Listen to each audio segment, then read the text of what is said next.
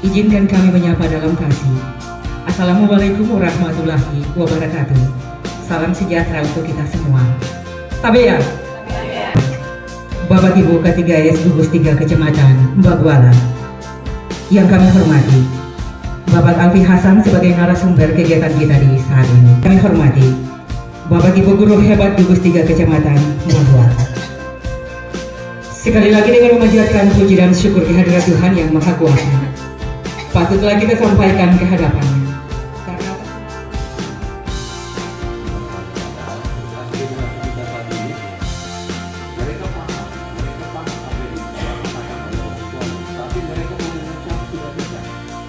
Berbeda dengan zaman kita kecil. Zaman kita kecil Bapak Ibu bahkan guru di sekolah itu sambil kita pakai bahasa Indonesia. Tapi sekarang sudah mulai dikit. Ini kalau kita dirawat maka hilang warisan-warisan bahasa Indonesia. Nah oleh sebabnya lahirlah kurikulum ini harus kita potong. Selama ini asumsi kita murid datang ke sekolah tidak tahu apa-apa, hanya sekolah juga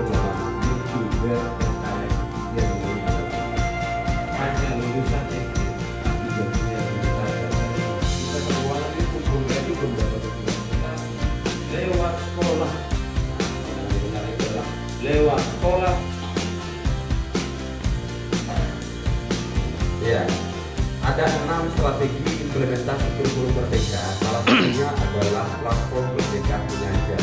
Bapak Ibu, saat ini sedang ada pendataan untuk sistem TPK, sistem pendidik dan pengajar dulu ya. Setiap hari ganti kurikulum. Setiap tahun saja tidak sesuai juga apalagi setiap hari. Ya. Oke. Bu, mengajar kelas berapa Bu? Kelas 6. Tahun kemarin kelas 6. Kelas 6. Siswanya sudah keluar semua. Siswa yang tahun kemarin. Siswa tahun kemarin sudah lulus kan?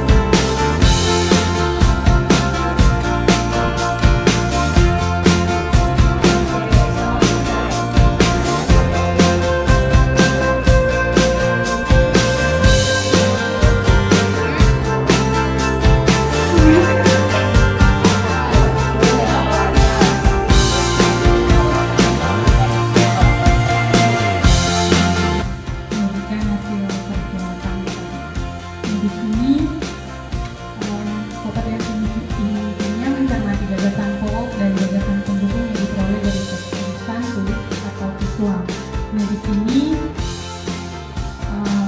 tujuan pembelajarannya diberikan teks, lalu peserta didik dapat menemukan gagasan pokok dalam bacaan dan gagasan pendekatan global bernama perspektif dan kontemporer. Lihat langsung di kegiatan pembelajarannya.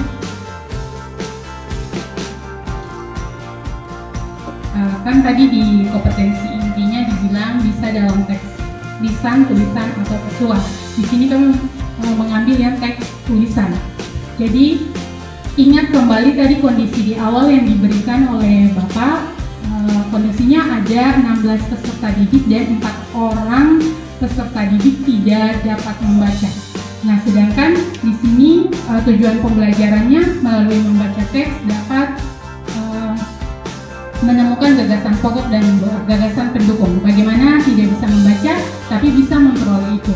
Jadi di sini didesain kegiatan intinya pertama mengkondisikan siswa dalam kelompok heterogen, lalu membagikan LKPD yang nanti ada lampirannya.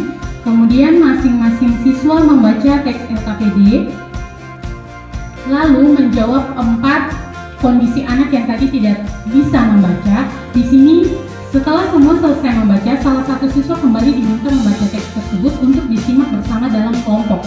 Ini untuk membantu 4 siswa yang tadi kondisi ada 4 siswa yang tidak bisa membaca. Setelah itu baru menyelesaikan kegiatan pada LKPD.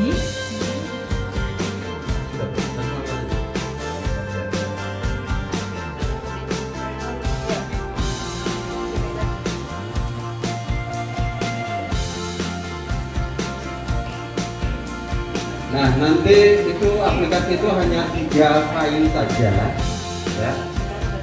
Hanya 3 file saja. Kalau fase A, kalau kelas 1 dan kelas 2 nanti bukannya di fase A, ya.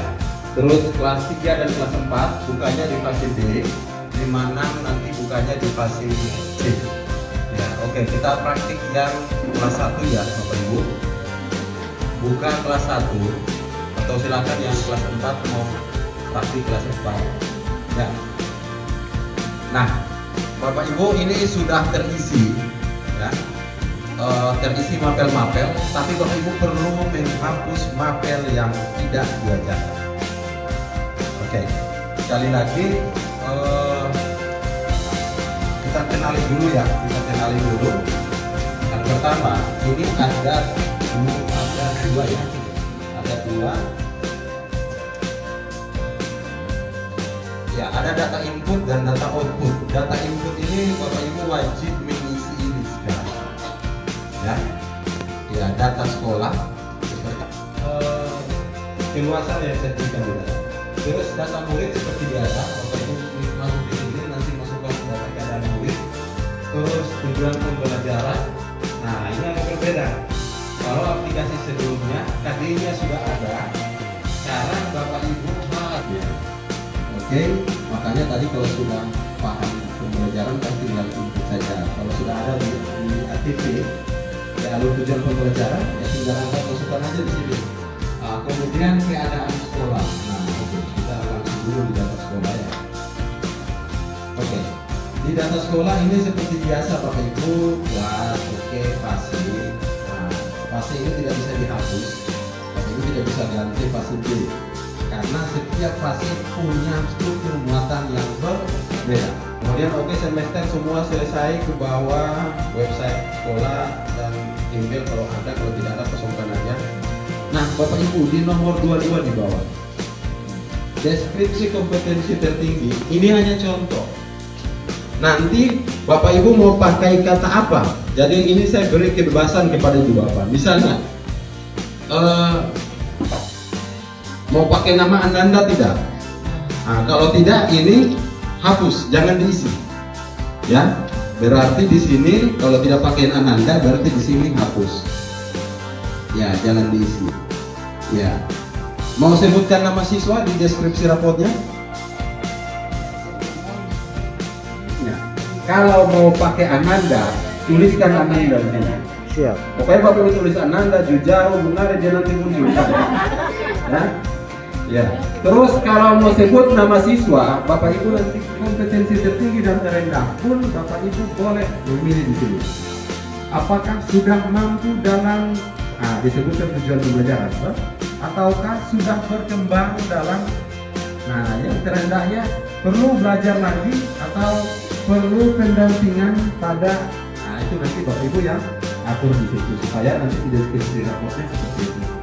Oke, itu yang beda ya dengan aplikasi sebelumnya. Ada tambahan sini Bapak Ibu diberi keluasan untuk mengatur penyebutan kompetensi tertinggi dan terendah dan juga deskripsi serta penyebutan nama murid.